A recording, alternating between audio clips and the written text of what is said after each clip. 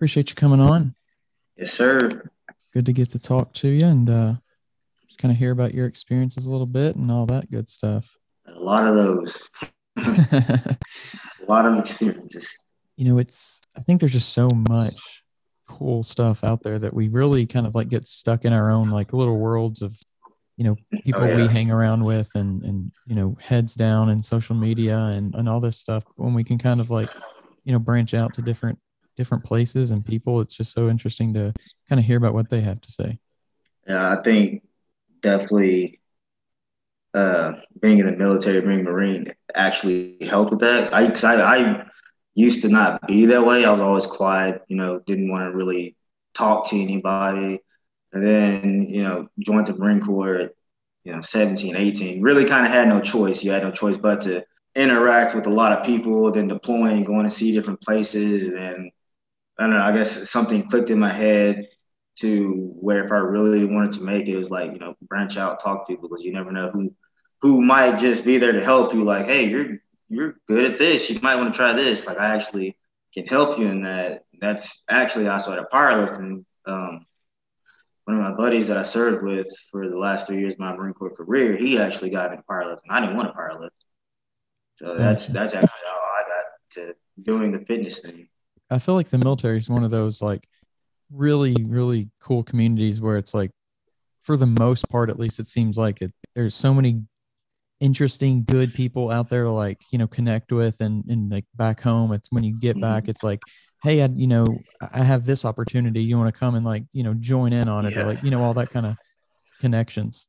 Yeah, I for sure. I 100% believe that because I honestly thought I, was not a good powerlifter at all. I definitely didn't have any technique. I knew I was strong, but I didn't know how, strong I was until I got a coach. Yeah, I did my first meet back in 2019, and I actually took first place. And it was like, man, you probably you might want to get serious with it because we did it as a joke. We really didn't expect much out of it. But yeah, a couple months passed by and I'm getting my coaching certification through USVA. Started winning. I moved back to Texas, broke all the records in Texas, and then to like start opening my own gym. It was like a fast speedball. It's like you're doing this, and this. And now you have a gym. I was like, wow, it's literally crazy what can happen when you just open your mouth and talk to people. Like that's really crazy because how the gym thing happened was he started off as my client at Metroflex. And then I guess it's a military thing, a veteran thing. We kind of just clicked, became best friends. And, we started on shirts first. And then that was a joke. We should just make our own shirts. And we made our own shirts. Then he was like, dude, let's just open our own gym. As, jokingly, not knowing this was actually going to be a thing. A couple months later, he's like, yeah, I was looking at places. We're going to open our gym. I was like, all right. So it's like, yeah, for anybody out there, I feel like if you really have something to that you want to pursue or anything, don't be scared to open your mouth and just talk to somebody because you never know. They might want the same thing you want, or they just might want to see you make it. Like you'd be surprised how many people actually just want to see someone else succeed. Yeah. Like probably my biggest takeaway from the fitness industry right now is how many people want to see each other, progress in this industry. I think it's a cool combination with the veteran thing and the fitness thing. It's like both of those communities are just so, diverse when it comes to the type of people and everything like that. Like people from all different walks of life, different, career paths, and they come together, whether they become professional, bodybuilders or powerlifters or whatever, they just do that on the side. Like just so many different interesting people. And that's kind of what this podcast really has revolved around a lot, is just talking to and figuring out like how health and fitness and all that stuff has impacted people in different walks of life, because we can all kind of benefit from everybody else's experiences and lessons learned, really. Yeah, I 100% agree with you. Like just sitting and just having a conversation like this, you'd be surprised how much you just learn from someone. And especially when it comes to when to take different things, when to not do something, when to do something, how to work out the proper way. Because, you know, I don't have all the answers. I know I'm strong, but I don't know how to have all the answers to get strong. And I am a firm believer that no matter where you are in the fitness industry, you know, you always need a coach. Everyone I know who's up there has a coach. You know, if I teach you something, I probably got it from him. That's pretty much how my career in the fitness industry has been successful, is actually listening and hearing what people have to say and taking what they have to say, using it on myself. No, it actually does work. So Yeah. more people doing this way. And once again, that's kind of like the whole idea of this podcast is for me, for me to learn, and then for me to share that information. Cause like somebody, you know, gets a small piece of advice or wisdom from something. For example, like something that I got really powerful from this podcast, and it's not like groundbreaking. It's just like, you know, it's something that you hear and then it clicks, and it was consistency. Just like being consistent is so important when it comes to fitness, but also just life in general, you know, staying on the track and pushing even when, you know, it might get tough and challenging and you might want to give up, but like just stick with it and do something with it. Cause you know, that's just for, you know, one example that I've pulled, and hopefully other people have pulled, you know, multiple things from this podcast. Yeah, that's pretty much what me and my buddy were trying to get at with other people, because I mean, I have broken bones in my back. He has plenty of injuries, you know, that we sustained throughout our military career. And, you know, I always thought I would never be able to lift or squat 600 pounds. He thought he would never be able to bench press over 400 pounds, but it was just, I guess, the combination of us believing in each other, like, yeah, man, you can get through this, you can do it. I think that definitely helped us out a lot. And, you know, for anyone out there who, you know, has that wall in their life, I am a firm believer that if you just want to go get it, like you can get it. You can achieve for it. Just stay consistent, stay on that track, and don't veer off to something else. Definitely. So before we get too deep into this thing, if you just want to kind of introduce yourself a little bit, tell us a little bit about who you are and what you do, and we'll kind of start from maybe the beginning, kind of. Real name's Johnathon Carlisle. I don't know how Johnny Danger came about. Was born in Dallas, Texas. Grew up in East Texas, middle of nowhere. Joined the Marine Corps. Well, signed off when I was 17, and being in boot camp when I was 18. Went fucking everywhere. Been on 4 deployments. Stayed in the Marine Corps for like some 7 years and some change. Actually started working out while I was in the Marine Corps, and I wanted to just make myself bigger. I really didn't pursue to get stronger at all. That just kind of just came with working out. Got out the Marine Corps. I had no clue what I was going to do with my life. Really, I was like kind of lost. The only thing I knew, I was like, well, I got to go to college if I want a job. And I don't know. That's kind of the thing with most infantrymen across the board with every single branch. Like, what am I going to do after, you know, learning how to shoot for, you know, my whole young 20s. I have no clue what to do, but, you know, how to shoot stuff, and best bet is to be a cop. Not everyone wants to be a cop. So I did the college thing for 2 years, got an AA and in sociology, didn't like college, just wasn't for me. Moving forward, once I got, you know, started competing and started winning, I knew, okay, I want to do something in the fitness industry. This is what I want to do. And I knew for a fact I wanted to help veterans out. So I was like, how can I embed myself in the fitness industry and help veterans out? You know, someone like me getting out, he has no, you know, track, nowhere where to go, nothing to do. I have no clue what I want to do. So moving forward, moved to Texas, you know, met Brian Dobson, good dude, met everyone in Metroflex. It was a good vibe. I liked the energy there. And that's where I actually met my business partner, Mark, you know, and, you know, from there, we kind of agreed on, hey, most veterans get out, they don't know where to go. They don't have a general, you know, track to follow or anything like that. And I think that's probably the biggest reason why we open our gym, you know, kind of for a home for veterans to come, like, hey, if you don't know what to do with your life, you know, come to us. We can kind of help you and guide you on, you know, where to go. So that's my story. And I'm training for Worlds in November. November 7th is when I'll be competing. Gotcha. That sounds like, you know, definitely a really cool mission you have. And I think part of that is just like you found what your mission was, and that's I think, at least from what I've, hear, I haven't been in the military or anything, but that's one of the biggest struggles, like you said, is kind of just figuring out what is next. But for you, how did you get into the military? What was pushing you in? Was it kind of like just a way to do different things and get out of where you were? Where did that lead? Oh, funny story. Uh, I was going to go to college. I had a full ride, play running back at Baylor University. Then me and my buddy, Nolan Henley is his name. We went to the lake house. It was a joke at first. And he's like, bro, let's just join the Marine Corps. Yeah, let's fucking do it.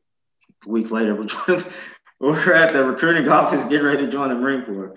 So that's how I joined the Marine Corps. It was just me and my buddy just got drunk one night. I was like, yeah, man, let's just do it. Wow. That's how. And a couple months later, I was at boot camp. And when you got there, was it like, oh crap, what did I do? Or was it like, yes, I'm already in there? Yes, that is exactly how it was. Like, we stayed up for the 4 days straight, and I was like, what the hell did I just get myself into? Why did I do this? I literally could be somewhere on the lake drinking beer, but I chose to do this. Like, probably the first 4 days there was probably the biggest regret in my life. I was like, why? Out of all the things to do on this earth, I'm doing this right now. I'm in a line waiting for some dude to, take my temperature, and it's 3 a.m. in the morning. Wow. I mean, that sounds like something honestly out of a movie a little bit. Just... Yeah, man. It's just crazy to think about. Did it? Yeah. Was the total like overall experience when you finally made it through boot camp, was that like, okay, this was good, or was there any still kind of like doubt at that point? No, I actually had fun. I was like, wow, I may be actually good at this. Like, it was weird because, I really didn't have any shooting experience. I mean, we shot for fun in the country, and that was about it. Turns out, I didn't know I was actually a good shot. And he was like, I specifically remember being at the range, and, I was sucking at first. And my DI, drill instructor, he asked me, like, do you choose a backup? And I was like, yes, sir, I do. He's like, throw one of these in, now shoot. And I got expert. So that's actually how I learned how to shoot really good. So throwing the dip in and then shooting. But yeah, for sure, I got out and I was like, yeah, this is really, when you get out and you think about it, it really wasn't that bad. Besides, the yelling and not showering and all that. Besides all that, it was not that bad. Yeah, I think that's the part where a lot of people might get hung up on it, wanting to join the military, but not being sure about kind of like the social aspect of it from the just completely different culture shift, I guess. Yeah, it definitely was an eye opener. I didn't expect to get, yelled at for everything I did. It's like nothing you did was correct. I was like, oh my gosh, I don't know what to do. I don't know what to do with my hands right now. Please don't hit me. And how did you maneuver that? Like, how did you figure out, okay, this is how I'm supposed to like act in this situation? Does it just come with time, or did you like figure out kind of like the game of it at all? Definitely came with time and looking at your surroundings and watching what others do. Because it would be like, okay, he just did that and he just got, beat up. I don't want to do that. I'm not going to do that. So I'm going to ignore doing that. And then it's like, okay, that guy, he just got praised and the DI stay away from him. So I'm going to do what he just did. So that was kind of me in boot camp. Just aye, sir, yes, sir, no, sir, and continued on and just waited it out until I got out of boot camp. Yeah. And was there, I'm not sure about the Marines. Is it a decent like dropout rate, or how is it? Like, a lot of people go through? From my experience, when I went through, it was like they just kept rebooting. So if you got hurt, you just get rebooted. You just, go to medical, do what you need to do, then you just fall into another platoon and just get rebooted. Gotcha. I've heard people getting dropped out of boot camp, but when I went through, no one actually got dropped out. They just got rebooted into another platoon. Gotcha. I didn't know if it was like once you could like be, not basically make it, but you might have to go somewhere else, do something else kind of thing. No. I mean, the biggest thing I've heard people getting kicked out for is like they just couldn't hack it, or, they beat up another recruit, something you can avoid. Like from my experience, when I joined, it was very hard to get kicked out from boot camp. When you were kind of gonna, go in initially, did you do any different training, or was it just your already kind of the athletic background you had that led you in? I think the most thing I did was just run a lot.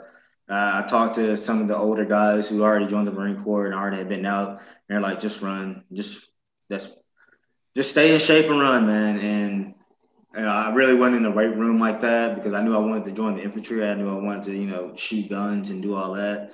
And they were like, you're going to be walking a lot, you'll be hiking a lot, and you're going to do a lot of stupid shit at night. So I was like, okay, all right, sounds good.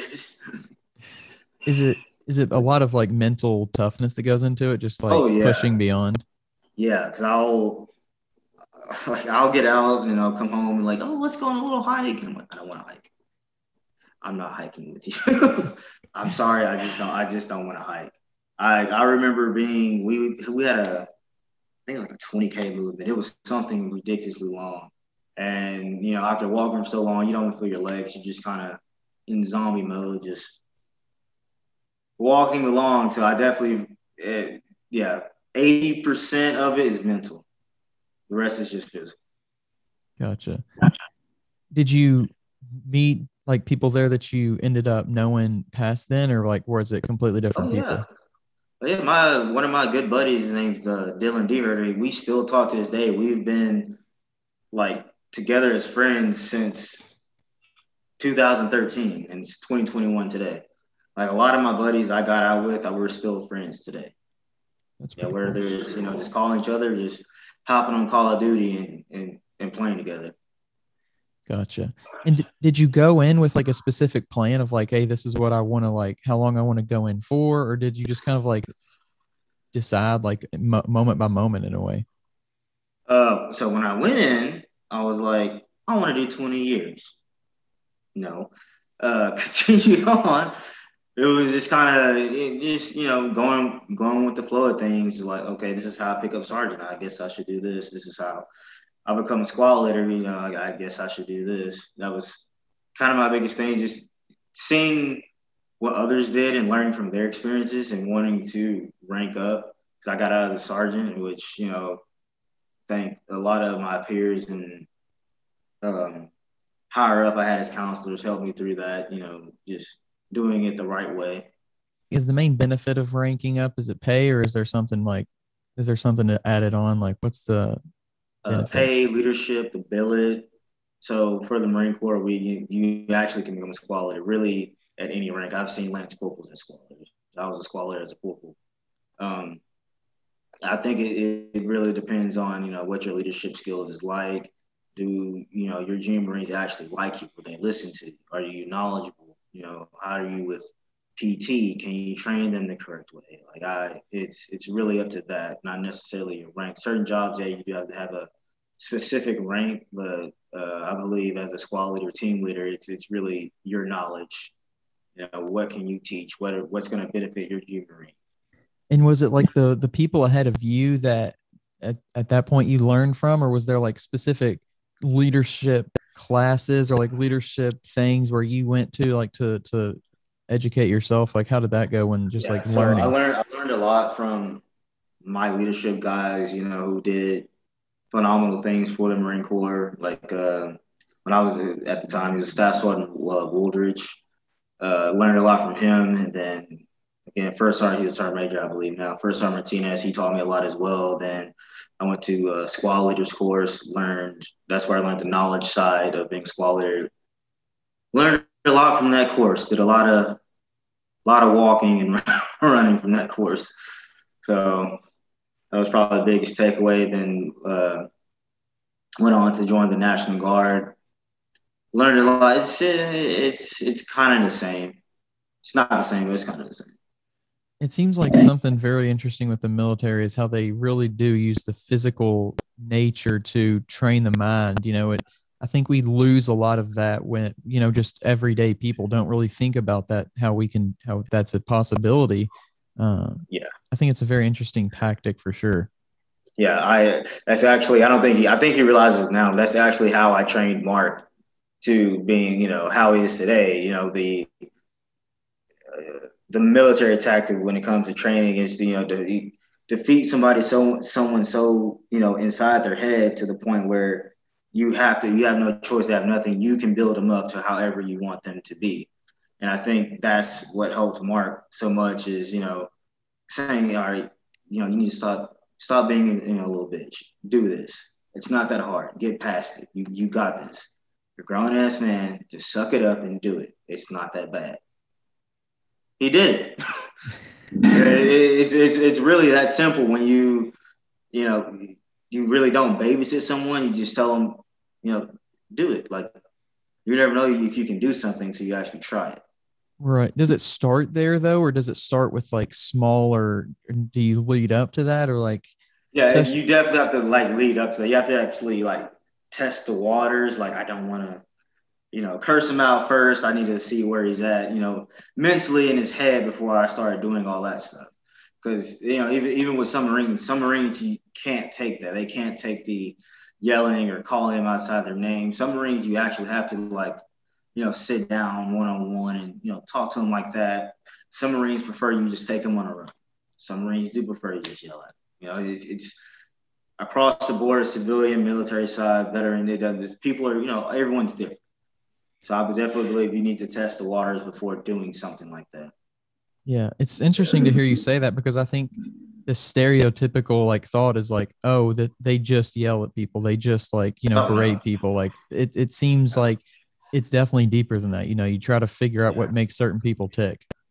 Mm-hmm. It's because it's a brotherhood. Like, if you grew up with siblings and everything, all y'all act different.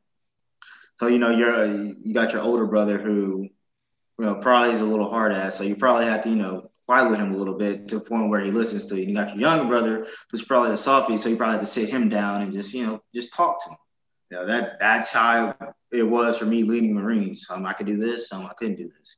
They all ran up. Every single one of them. I didn't care how they felt. You're still going to run. That's funny. So talking about like, you mentioned that you went all over the place. Like, what did you kind of take away from different experiences from places you went? Like, oh man, Thailand is wild. And then I don't know. It's weird just seeing different cultures and coming back to America. It's like, wow, we really are that different from everywhere else. I remember being in Djibouti, Africa, and seeing an actual camel herder. I was like, it's a real live camel herder right there. That's weird as shit.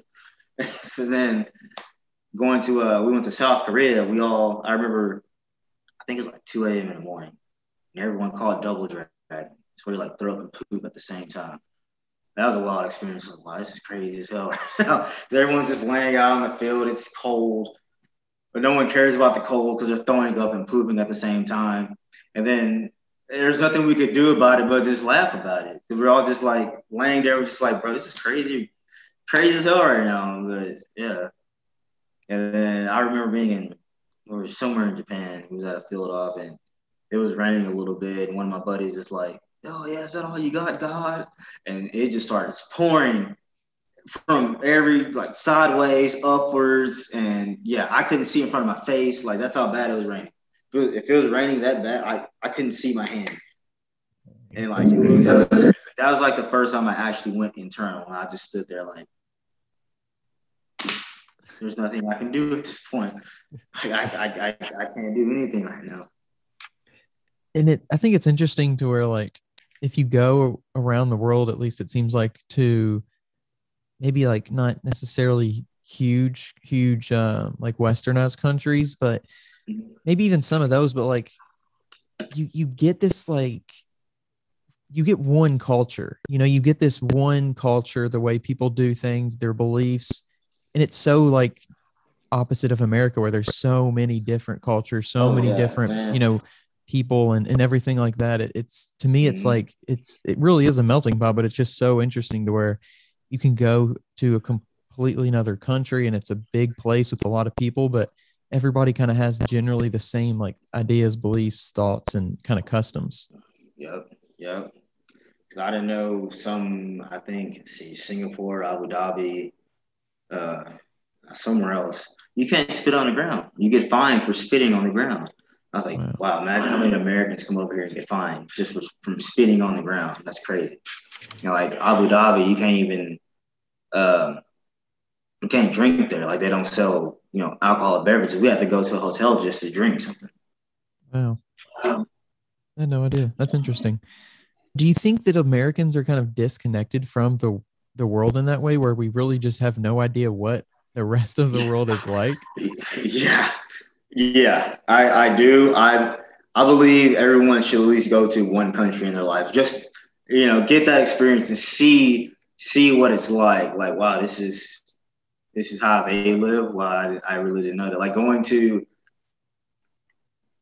Africa and seeing that was really a huge eye opener. I was like, wow, I didn't know this is like some Discovery Channel shit going on. Like it's just weird. Like the monkey from Lion King. Yeah. I've seen one of those. They That's don't look funny. like that. They don't look like that in the cartoon. They look scary as hell. They're scary as shit. Like, and I remember one of my Marines saying, "Sorry, you had a little fox came and slept by me the entire night." And I was like, "Wow, that's crazy." Gosh, that's something that would traumatize somebody here. That would just be like, oh my, like a life altering experience, or that's just like, common thing, I guess, over there. But yeah, we're just like, oh, okay, it's another day. It's hot. Let's get this over with. where's the place you went that kind of gave you the most appreciation for what we have here? Like, what was kind of the roughest conditions? That's hard. Probably South Korea and Thailand, because I don't know, for human, like just Americans in general, I don't think we realize how bad they got, especially for women over there, since sex trafficking and prostitution, everything is huge over there. I don't think us as Americans realize shit's worse. It's a lot worse. Like it could be worse. Like coming back, we complain about gas prices being too high. We complain about who's in office and everything like that. And like only thing that comes to my head is like, wow, there's a 16-year-old girl has a solar body every night, and we're complaining about this. I think definitely seeing that helped me get past a lot, because it's like I really shouldn't be complaining right now, because life could be definitely a lot worse. Yeah, I think that's one thing that, not that I think everybody, is built for the military or anything like that, but kind of like you said, just going somewhere else to experience, just even if it's not like a third world country or, something crazy like that, it's just understanding that there's different life out there, because I think we kind of forget that the rest of the world isn't like just on a globe. It's actually there somewhere, Yeah. So you didn't stay in for 20 years, No. it wasn't for you.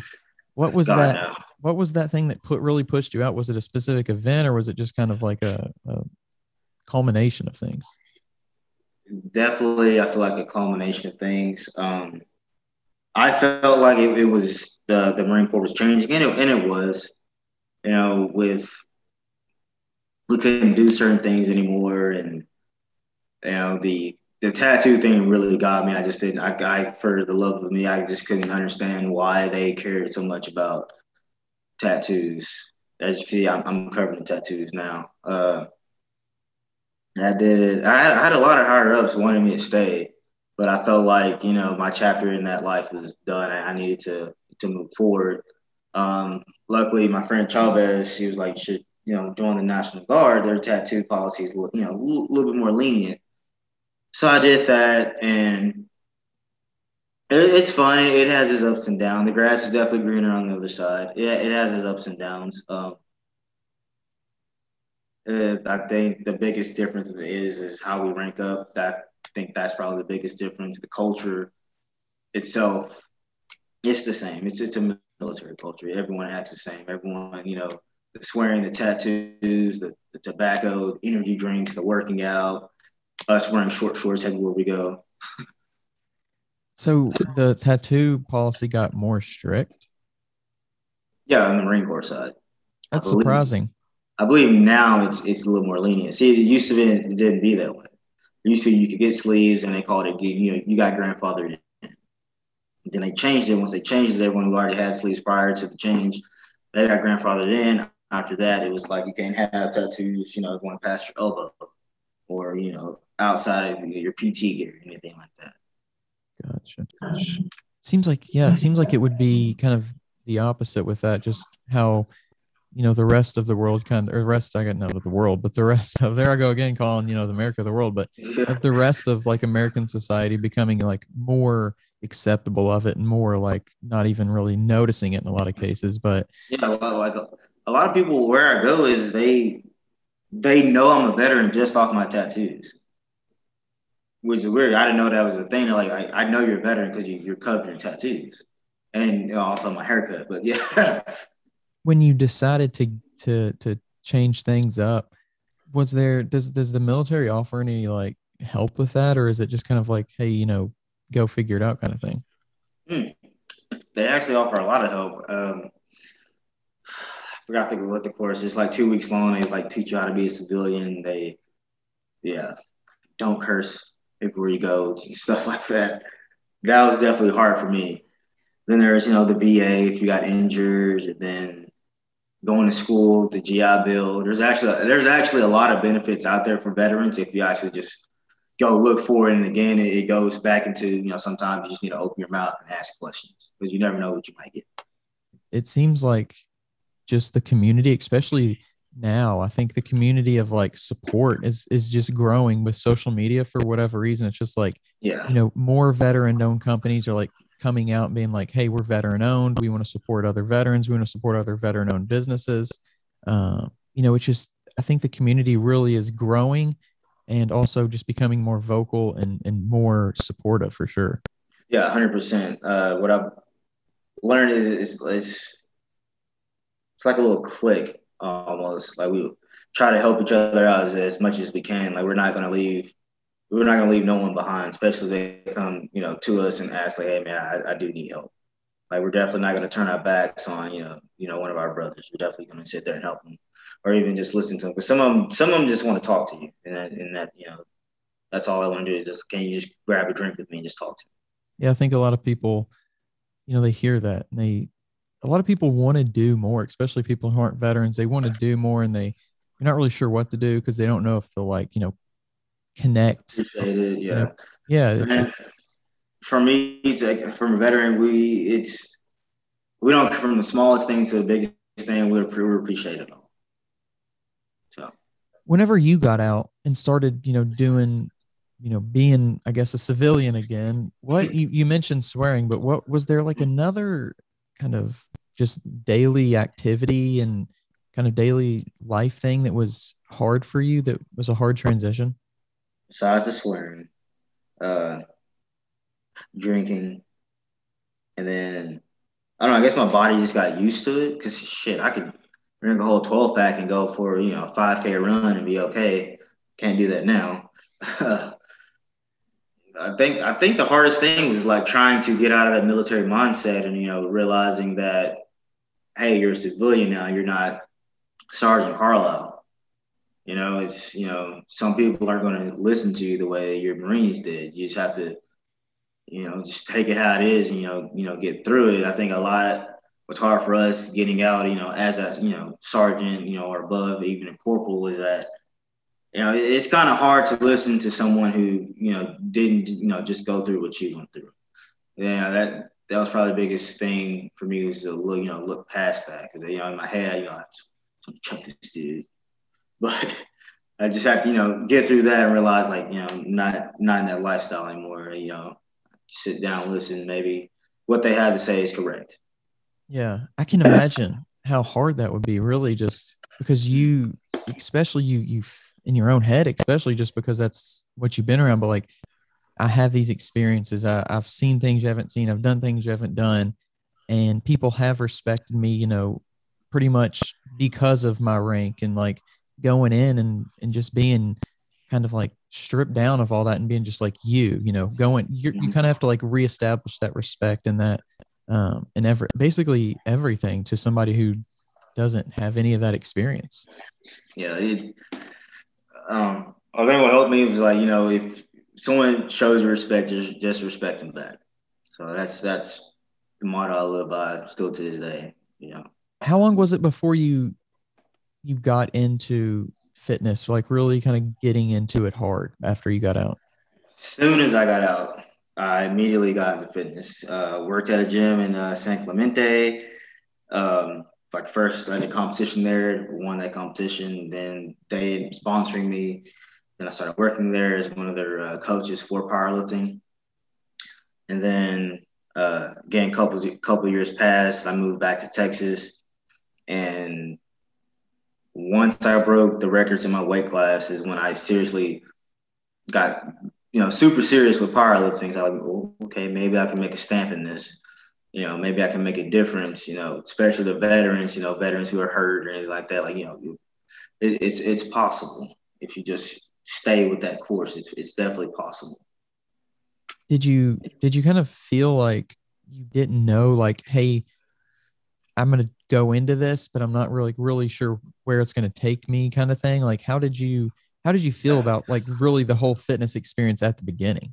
Definitely, I don't want to say scared, but it's the unknowing that you're really scared of. I heard a lot of horror stories, like some people go broke.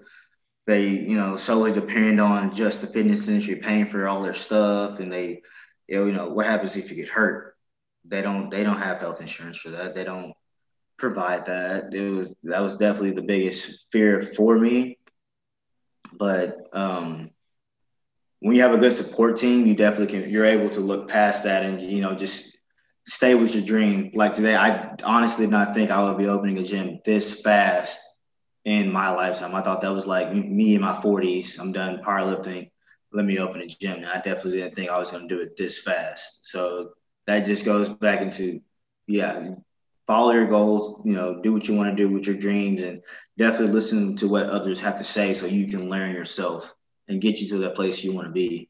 Did you have any, I'm sure you did, have any like mentors or whatever when you decided, hey, I'm going to open a gym? Oh, Like, yeah. did you look to people? Yeah, from going talk to Brian, Big J, and all them. Definitely. I believe if you're starting off, especially with a gym, you might want to go have a mentor, someone to help you. Like, hey, do this, this, and this. Try not to do this. Like we were gonna open a gym with some mediocre equipment, and then talking to others, they're like, no, don't do that. Start with brand new equipment because people actually like that. They'll actually come, and you're gonna get a bit better bang for your buck because you're not gonna have to replace your equipment. And then if you go get older equipment, you're probably gonna have to replace it a couple months later. And you're gonna be spending more money. And was the business side of all that like kind of intimidating when you first got into it? The paperwork, yes. Um, yeah, the paperwork, yes. And finding a building, yes. It seemed like, I don't know because it was COVID or what, but it was just very, very hard to find a building to have a gym. I don't know what it was. I was like, bro, we might not be able to open a gym. We just can't find a building. We had the money and everything, just couldn't find a building, whether it was from, someone not telling the truth or a guy actually lives there. It's like, I don't think you want a bunch of big guys slamming weights down constantly, all nights of the hour. So How long did it take before you kind of saw things like, okay, I'm feeling good about this decision? I think social media, I've had a lot of guys hitting me up asking, when is the competition? They want to sign up because we're still unpackaging everything because we have to put everything together and stuff like that. So definitely having support from others and, getting those messages like, hey, we want it ready to go, ready to go, ready to go. That actually pushes us and makes us want to open the gym up sooner. Being able to change someone's life as well. Because we had someone walk in today like, hey, I really want to come. I really want to get back in shape. And now they're going to buy a year-long membership starting tomorrow. So that definitely pushes and makes us want to keep going with the whole, owning a gym thing. So do you specifically, or you don't specifically cater to like just, like experienced power lifters or anything like that? Oh, no, it's for everybody. Anybody wants to come work out, it's for everybody. Gotcha. And was that like kind of a decision you made, or was it kind of just like a no-brainer? Hey, we're gonna, help anybody out. Or was it some point? Was it like, maybe we just want to be a community of power, like, experienced powerlifters? It was just talk, because at first we thought we wanted just powerlifters, and I was like, well, yeah, you gotta understand, everyone starts somewhere. You don't just wake up a great powerlifter or a great bodybuilder. Everyone starts somewhere. So, who am I to turn someone away if they just want to, learn from you? Like, I would be a, piece of shit for doing that. So that's why we came to an agreement, like, everyone's allowed to come. That's pretty cool. I think that's one of the most intimidating factors when it comes, to new people, is just like, where can I go where I'm not going to get judged and I can get some help? And it's like, all those things are running through somebody's mind. That's the first question we get when someone walks through our doors: is anyone going to make fun of me? No one's going to make fun of you. If anything, they're going to try to help you. Yeah, that's pretty cool for sure. I think, that kind of environment really goes a long way. And it's funny, like the Planet Fitness kind of like, the model where it's like, no making noise and no doing these exercises. But Yeah. I don't think that like kind of strict policy is actually beneficial to anybody, really, because it doesn't, I think when you just have the freedom to do those things, but do them like an actual person would do them and not like a crazy person would do them, then I think that's where you really get either your actual, good gym attitudes. Yeah, we definitely, it's a home. Like, you can just be yourself, just work out, be yourself. You can scream all you want. If that's what you do, man, that's what you do. If you're quiet, you're just quiet. I think honestly, it gets a little bit, it keeps that stereotype going whenever you're like, hey, you can't do this, you can't do that, because it's like only, meatheads do that, or only gym bros do that, or, only, yeah. I think it just kind of gets that negative stereotype going. Oh, yeah, because I don't know where the stereotype came to where, like, if you're strong, you automatically take steroids, or if you look a certain way, you automatically take steroids. That is not the case. That, and it's like us, slapping each other, get each other hype. I'm a very calm lifter. Shit, I walk up there, I do a little balance, and I lift the weight. I don't get slapped or anything. I don't bang my head or anything. I'm just, okay, here we go. Yeah. Time to lift. It's so funny because like different people I've talked to are different, have different ways they kind of get themselves going, or like just don't really get themselves going. It's just so interesting how I've seen people bleed from banging themselves, on a wall, to, someone praying. Like, I've seen it all. Like, everyone's definitely different when it comes to lifting weights. Was your first real like powerlifting meet, that was after you got out, that you didn't do anything of like that before? Yeah, that was after I got out. I knew they had stuff like that for, Marines on Camp Pendleton, but I didn't know how it was until I actually got out and seen like they actually host competitions actually on the base. I had no clue they did that. And then once my first actual meet was at Ironmongers. And then a couple weeks later, I got my USPA coaching certification.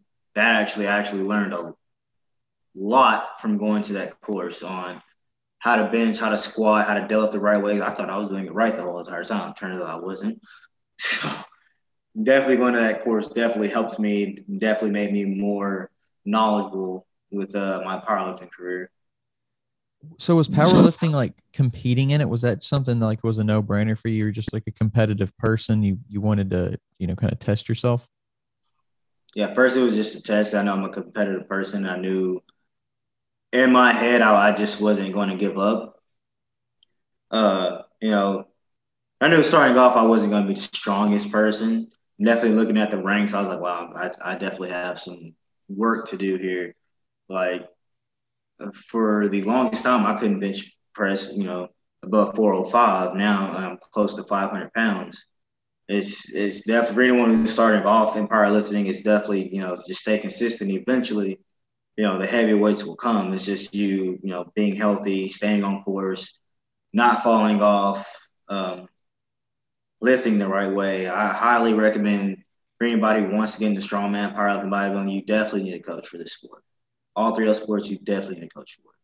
Yeah, I think that's it's something that a lot of people don't really understand when they get into something like that. It's like, oh, I have the information, I have the knowledge, I can do it myself. But, I think any great athlete has a coach. You have to think about it that way. You're just another athlete. You need a coach. It doesn't Yeah. matter like how much Tom Brady still has a quarterback coach. Michael Jordan still had, a coach. It's like everybody needs somebody to either, even if they have all the information, sometimes you just got to like give it to them at the right time or set them right mentally or just all these different aspects of coaching. Because some people don't, they just don't, I guess, like to listen, I guess. Because some people, they would rather you sit there explain the science behind it, which I do. And then some people just rather, just tell me what to do so I can get to, from A to B. So, yeah, definitely having a coach will definitely benefit you a lot. And so your gym right now, if someone comes in there and they want to start powerlifting and they get into it and they start, they want to compete, would they go through, would you be coaching them, or would they, since you're like, the gym owner now, like, are you still coaching at that level, or like, how are you doing that? I'm still coaching. Um, Really, it's anybody. I always start them off. I see what their maxes are for squat, bench, and deadlift, and then I go from there, teaching them how that will benefit them. Because I would think where a lot of coaches don't realize that everyone's different. So I can't sit there and train someone like how I train, because it might not benefit them the same way. Like how me and Mark train, we train at 78%, damn near every day, and that's heavy every single day. Some people can't do that every single day. So then doing that, then definitely getting with their first competitions. A lot of people think it's hard to do a powerlifting meet. It's as simple as signing up, getting it, and going. I think the hardest part about powerlifting is getting that international elite score, or that international elite wolf score. Is like they go by certain numbers. And do you recommend like, hey, we need to train for a specific amount of time before you, like, if somebody says, oh, I want to compete, it's like, okay, maybe we should wait a while, or like, okay, let's throw you into a competition just to get you some experience? Like, what would you recommend for somebody? I definitely would recommend definitely seeing where their maxes are first. Definitely doing some studying, going online, seeing where your other competitors are across the boards. Like, hey, if you are, up there with them, it doesn't hurt to jump yourself into an open powerlifting meet just to test the waters. If you're not there yet, just give it a couple months and then go to a powerlifting meet. And then if you just want to see how you do, then by all means go to open powerlifting meet. You might place first. Like I tell my buddy all the time, it's like when it comes to these type of competitions, it's a hit or miss, because you never know who's going to be at your competition. It may be the best powerlifter in the world, but then again, he may go up to the podium and scratch all three times and don't have a lift, and now he's done for the day.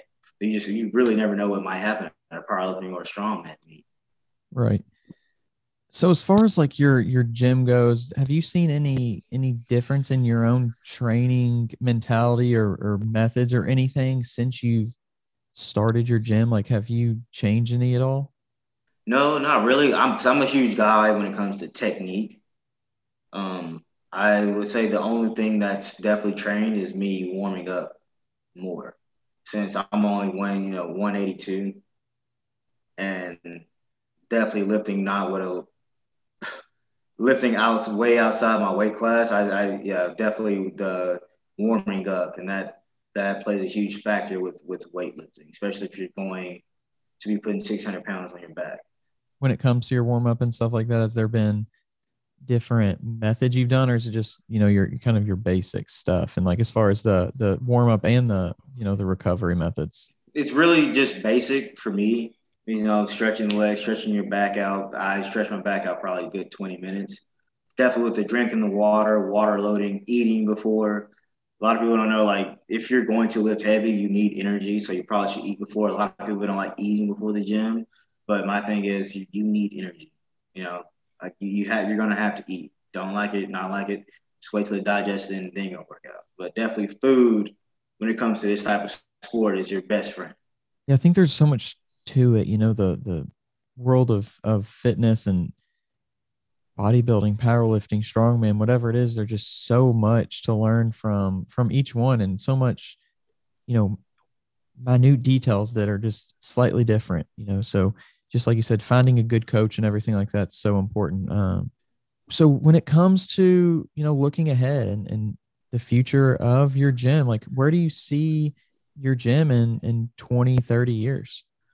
Yeah, I see us all around America franchising it.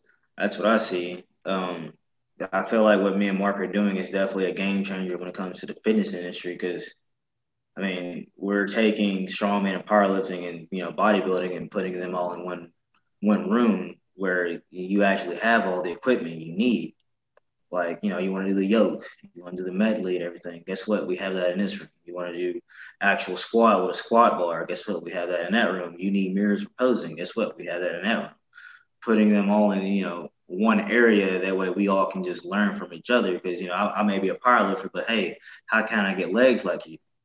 Go talk to a bodybuilder. He'll show you how to get legs like that. A bodybuilder like, hey, how can I put 600 pounds on my back and walk with it? Go talk to a strongman. The strongman has the knowledge on how to do that. So I really think what me and Mark are doing is definitely a game changer when it comes to the fitness industry because we're putting all these knowledgeable people in one place. Yeah. That's a cool thing to do for sure. I think, you know, a lot of people have, like I said, that like little trick or that little like piece of information that just slightly differs to, I think it's kind of like the way that like Arnold Schwarzenegger would go to a ballet, wasn't it ballet? Was it ballet or something where he would learn how to like do more posing, like just learning from different people in different fields. It's like such an interesting how we can pull something from places you would never even think, really. Yeah, definitely. Especially when it comes to diet. Like I learned dieting from a bodybuilder. That's how I learned how to diet properly, the right way. I learned how to get strong like I am now from a strong man, like who competes in strongman. Like, oh wow, that's that's okay. That's how you do that. And then watching different documentaries like Eddie Hall's documentary and everything like that. It's like wow, it's like just push yourself. Don't give up mentally. Just keep pushing yourself. Eventually, the good things will come to you. Absolutely. Yeah. The consistency and just don't stop educating yourself. That's another big thing. And that's both of those things, you know, huge here on the podcast. Such a cool thing. And that I get to do and get to talk to cool people like you and so much experience in different, you know, different worlds. And I really do appreciate you coming on tonight and just sharing some of that. You know, also, thank you for your service, of course, and everything you did and everything you continue to do. Thank you. Thank you for your support. I'm liking what you're doing. This is definitely, a good thing. For anyone out there, I highly, again, goes back, highly recommend getting a coach before stepping into this fitness world. It definitely will benefit you. And, just listen. If you want something, just open your mouth and, speak of it. Yep. Before we head out, if you just want to let people know where they can find you, or they can connect with you if they want to, maybe start doing some powerlifting or something. Yeah. So on Instagram, you can connect with me, Johnny Danger _ as simple, or go to Heavy Drop. As simple. Our gym will be located on Pioneer Street. Can't miss the sign. It's the only sign with a guide on. Don't know what that is. It's a big staff pole with a flag.